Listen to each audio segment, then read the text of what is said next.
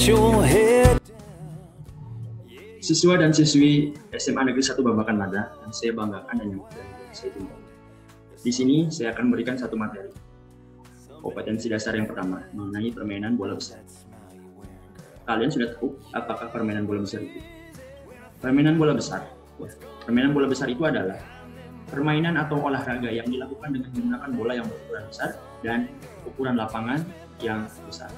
Namanya juga permainan bola besar, menggunakan bola yang berukuran besar dan lapangan yang besar, ukuran lapangan yang besar.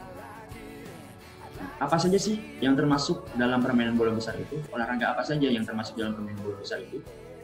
Ya, macam-macam permainan bola besar. Yang pertama itu ada sepak bola, yang kedua ada futsal, yang ketiga bola basket, dan yang keempat adalah bola.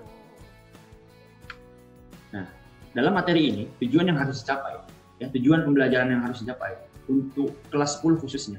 Yang pertama itu adalah memahami peraturan permainan sepak bola, bola voli dan bola basket. Yang kedua adalah memahami keterampilan gerak permainan sepak bola, bola voli dan bola basket. Yang ketiga memahami dan mempraktikkan variasi dan kombinasi keterampilan gerak permainan sepak bola, bola voli dan bola basket.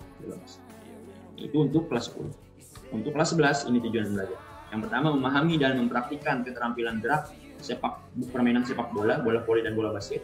Yang kedua memahami dan mempraktikkan variasi dan kombinasi keterampilan gerak permainan sepak bola, bola voli dan bola basket. Selanjutnya memahami peraturan permainan sepak bola, bola voli dan bola basket.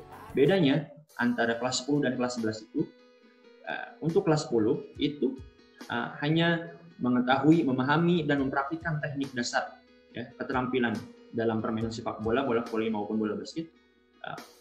Untuk kelas 11 itu memahami dan mempraktikkan variasi dan kombinasi.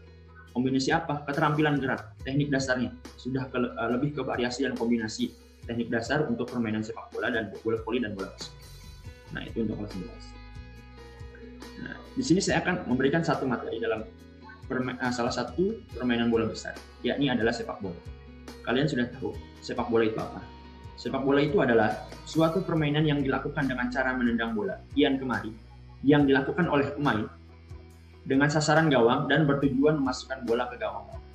Nah, jadi sepak bola itu tujuannya untuk memasukkan bola ke dalam gawang lawan, untuk mencetak skor, untuk membuat gol ke gawang lawan. Nah, itu sepak bola.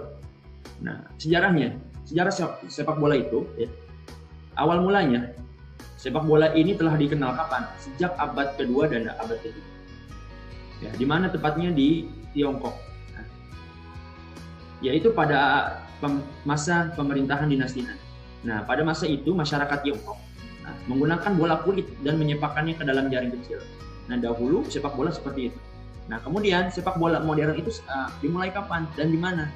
Nah, untuk sepak bola modern, ya, dimulai di Inggris dengan memberlakukan peraturan-peraturan dasar, sehingga permainan sepak bola ini semakin populer.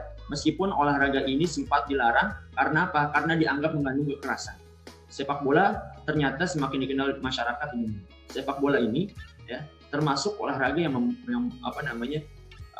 membutuhkan kontak fisik yang sangat keras. Dahulu pada masa sejak meskipun sempat dilarang, tapi sepak bola ini ternyata semakin dikenal di masyarakat umum. Bahkan kita lihat di negara manapun pasti ada yang namanya sepak bola.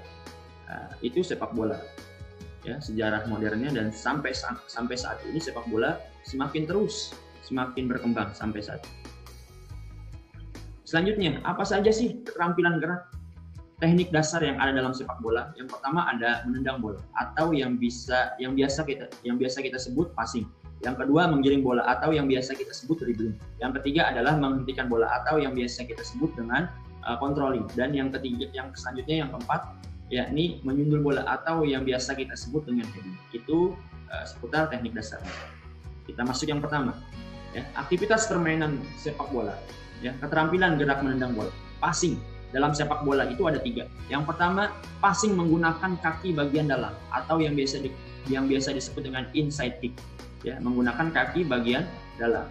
Yang kedua, passing menggunakan kaki bagian luar atau yang biasa disebut dengan outside kick.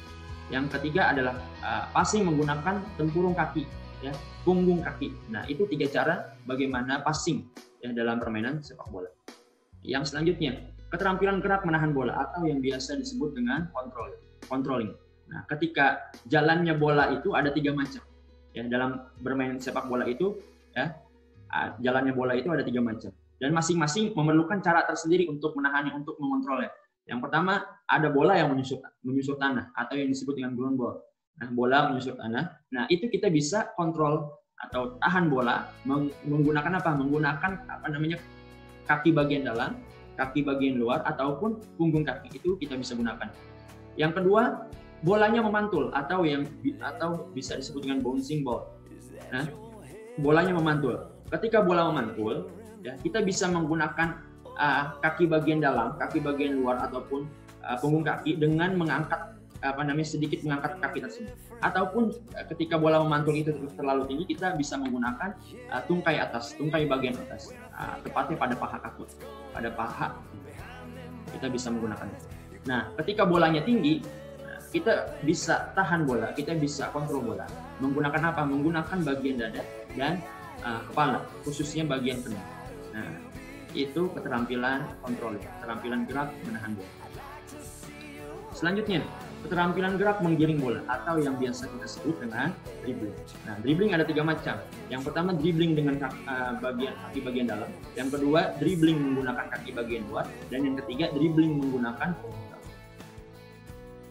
Selanjutnya, keterampilan gerak menyundul bola. Nah, atau yang biasa kita sebut dengan heading. Dalam menyundul bola, saat pemain memainkan bola, khususnya dalam bola-bola atas, ya, peran kepala ini sangat penting.